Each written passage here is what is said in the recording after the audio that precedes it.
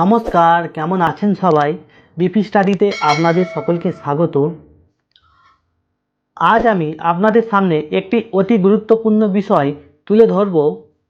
বর্তমানে ভারতে স্বর্ণকে ঘিরে চলছে যত আলোচনা, ভারত সরকার ইংল্যান্ড থেকে 100 টন সোনা আমাদের ভারতে ফিরিয়ে নিয়ে আসছে।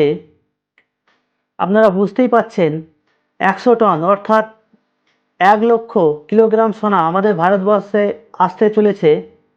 1991 সালের পর এই প্রথম আমাদের ভারতবর্ষে এত পরিমাণ সোনা আসবে। ভারতের কাছে এই মুহূর্তে 822.1 মেট্রিক টন সোনা রয়েছে, তবে এর মধ্যে 413.8 মেট্রিক টন সোনা বিদেশের ভল্টে গচ্ছিত রয়েছে। বিভিন্ন সূত্রের খবর অনুযায়ী ভারতবর্ষের 1/3 সোনা বিদেশে রয়েছে। 1991 সালের পর এত পরিমাণ সোনা আমাদের দেশে ফেরত নিয়ে আসার ফলে দেশের সম্পদের একটা বড় অংশ আমাদের দেশেই গচ্ছিত থাকবে। ব্রিটেনের ব্যাংকে ভারতের সোনা গচ্ছিত রাখার জন্য ভারত সরকারকে স্টোরেজ কস্ট দিতে হতো ব্যাংক অফ ইংল্যান্ডকে। তাই 100 টন সোনা দেশে ফিরিয়ে নিয়ে এসে খরচ বাঁচাবে আরবিআই অর্থাৎ রিজার্ভ ব্যাংক অফ ইন্ডিয়া। এখন আপনাদের মনে অবশ্যই প্রশ্ন জাগতেই পারে যে আমাদের ভারতবর্ষের সোনা কেন বিদেশের ব্যাংকে গচ্ছিত রাখা হয়েছে।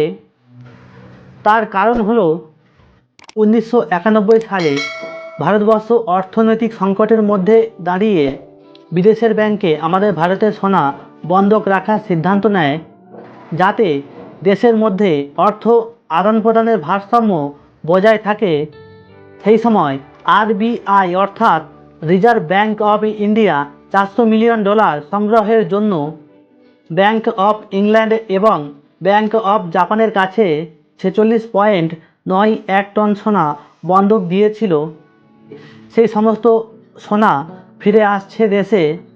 বছর 15 আগে মনমোহন সিং সরকারের আমলে IMF ব্যাংক থেকে 200 টন সোনা কিনেছিল আরবিআই।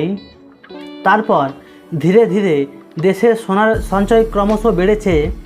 যে 100 টন সোনা ভারতে আসার কথা, তার জন্য বিশেষ বিমানের ব্যবস্থা করতে হবে এবং সেই সঙ্গে চূড়ান্ত নিরাপত্তার দিকটা সরকারকে অবশ্যই লক্ষ্য রাখতে হবে।